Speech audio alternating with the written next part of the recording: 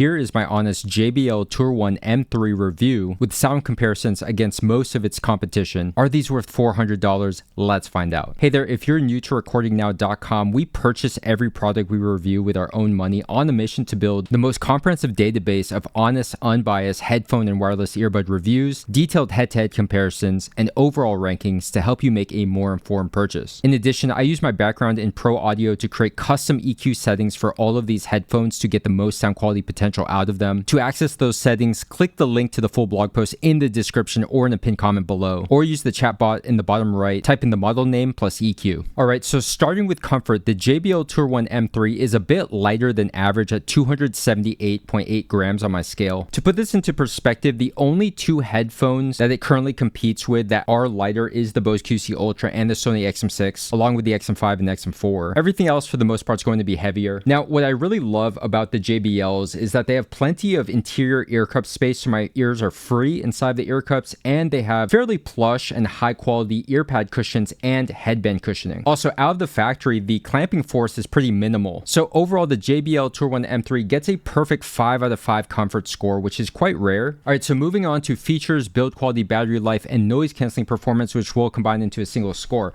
I want to start by pointing out that the hardshell case is on the compact side. Here we have the new Sony XM6 hardshell case, and you can see that this is one of the more unique shapes in this class, and these headphones do fold and collapse, which is perfect for traveling. And one more quick size comparison, the Bose QC Ultra case, which seems slightly smaller than the JBLs. And here's a little side profile. Alright, so when it comes to features, the main thing that we really have to point out here is the smart transmitter. So honestly, I'm going to cut to the chase. I think that the transmitter is an unnecessary addition to these headphones that simply drives up the unit cost, and I rather would save that money that was spent on R&D and increasing the price per unit of these headphones and the cost of goods sold. I wish we could just pass on those savings to the consumer, because I just simply don't think that this product or this accessory is worth it, and we'll get into that in the value portion. Other than the transmitter, we have Bluetooth 5.3 with LE and LDAC support, and since these just came out in April 2025, these have most of the newest features like wear detection with automatic play pause if you take these off your head, multi-point connection, and the ability to turn off noise canceling and transparency mode, along with choosing adaptive noise canceling or choosing the level of noise canceling, which we'll get into. Alright, so when it comes to build quality, I think that this is about average for the price. So when you're feeling the ear cups and you're feeling this portion of the hinge, this is clearly plastic here, and it makes them feel a little bit cheaper, but underneath we do have a metal headband which feels quite durable, and bringing up that leather on the ear pads and the headband, it does feel high quality. So the build quality is a bit of a mixed bag for me. It doesn't feel as premium like something like the Bathys and Wilkins Px7 S3 or the AirPods Max,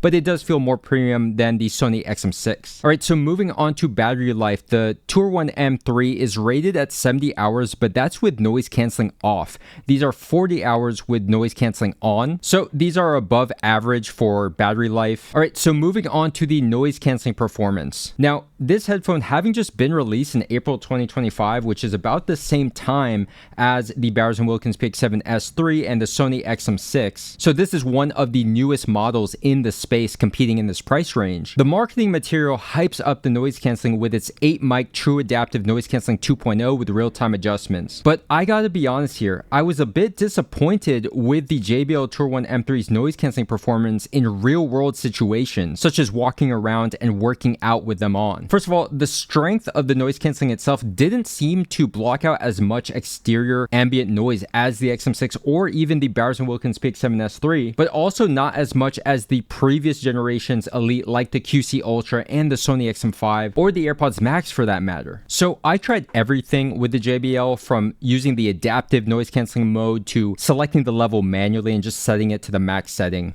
and it just seems to struggle with certain frequencies like air conditioning or car exhaust, for example. And honestly, I just didn't find it to be much better than something like the Sennheiser Momentum 4. Now, I think when you do have a perfect seal and you're in perfect conditions, that the noise canceling can be effective, but I really struggled with inconsistency with the noise canceling here. And if you look at some measurements online, they would have you believe that the Tour One M3's noise canceling is on the same level as the XM6, but I think in the real world, in practical use cases and scenarios, it just was disappointing, especially for the price and considering how new these are. So overall for this category, I give the JBL a 4.5 out of 5 due to its noise canceling being about average to slightly above average for the class. All right, so moving on to sound quality. So starting with the stock sound, out of the box, the JBL jumps out to me as having quite a refined and high quality sound. The sound stage is on the bigger side for this class with good width and stereo separation. And as far as the sound profile, it's a very balanced sound that is kind of neutral-ish dark. There is a ton of bass here and there's a bit too much sub-bass stock. It's pretty overemphasized and boomy, and they are pushing the treble a bit forward, but it's not quite as harsh or sibilant as the XM6. I think the stock sound profile might be a little boring for most consumers,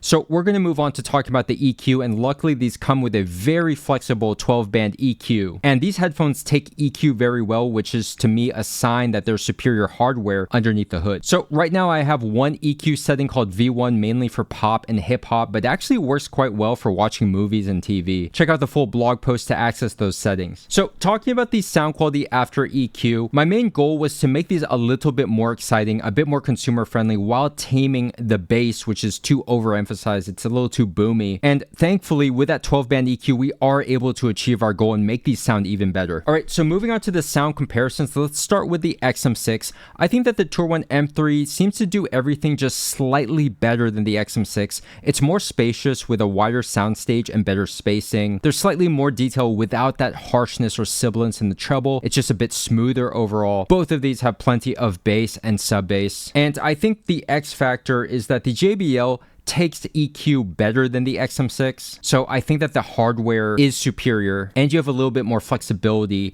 with shaping the JBL sound to your preference. Now, one interesting note, if you've heard me talk about the XM6, I'm a big fan of the cinema mode for TV and movies, but it's interesting because I tried this spatial audio specifically for movies and TV with the JBLs, and I was disappointed, but listening to them in their normal stereo mode with V1 EQ, I actually enjoyed movies and TV very well, almost to the same level as the cinema mode on the XM6.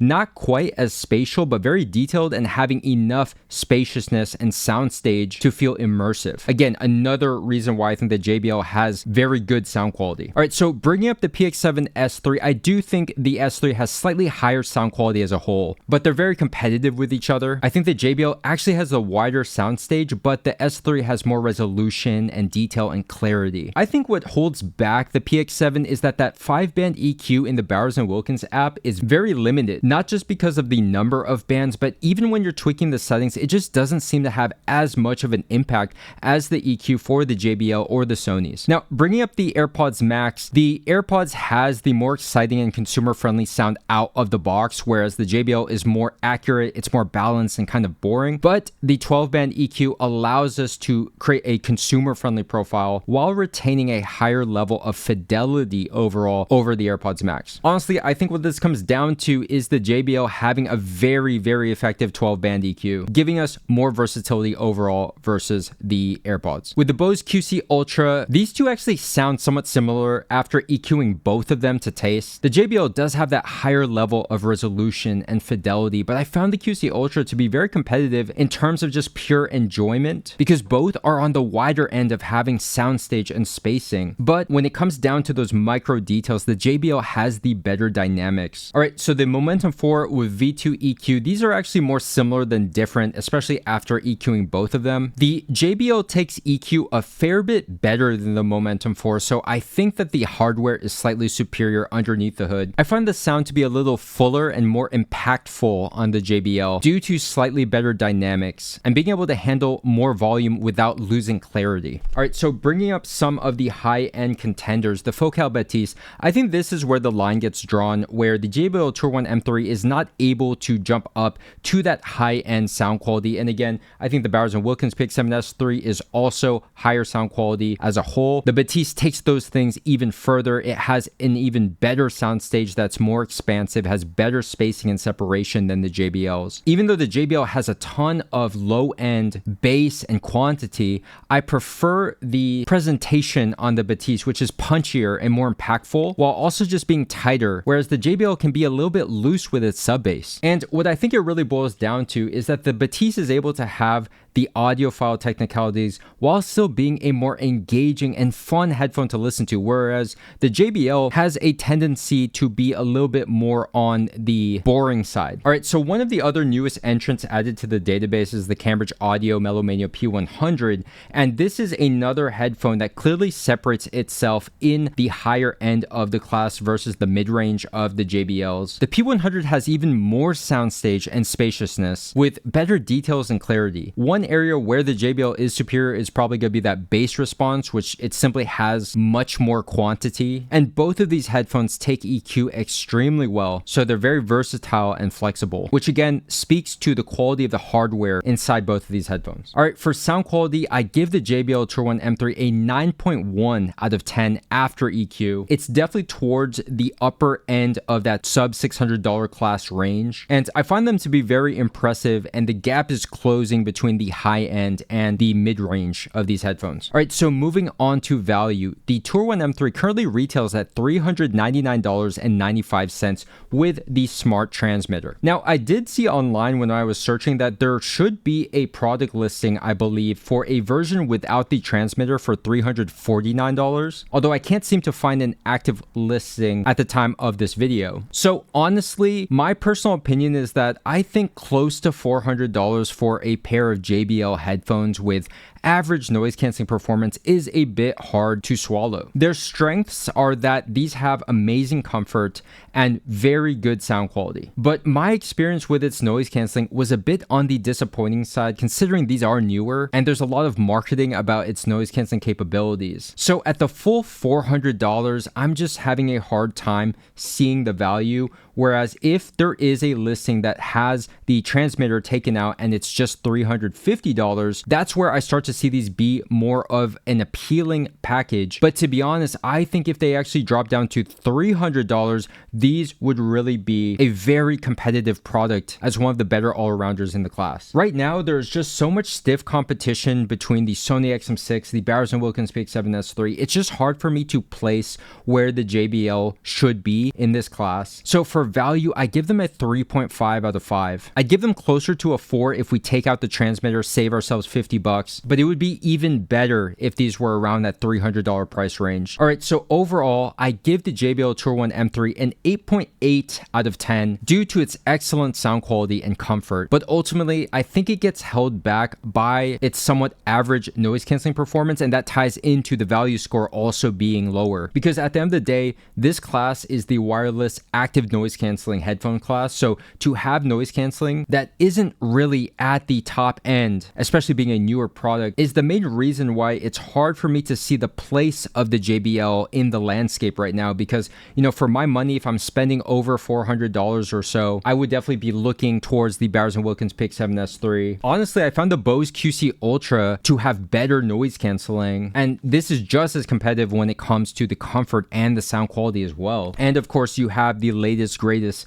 Sony XM6, which has excellent noise canceling, is about 20 grams lighter, and with EQ and cinema mode, the sound quality can be very competitive with the JBLs. So there you have it. If you are thinking about the JBL Tour One M3 or you own a pair, I'd be really curious to hear your thoughts in the comments below. Or if you have any questions about any of these headphones here on the desk or on the website, leave a comment. I'll do my best to get back to you. If you found this comprehensive review with sound comparisons helpful, hit the thumbs up button. It goes a long way to really support the channel. If you want to support further, consider using our affiliate links, which can actually save you money. That's going to be in the video description and in the pinned comment below. Visit recordingnow.com as a resource to help you make a more informed purchase. And make sure to subscribe, hit the notification bell, because we have a ton more content on the way very soon. If you want to keep watching and keep researching, I'm going to link a relevant video and a playlist so you can watch that next.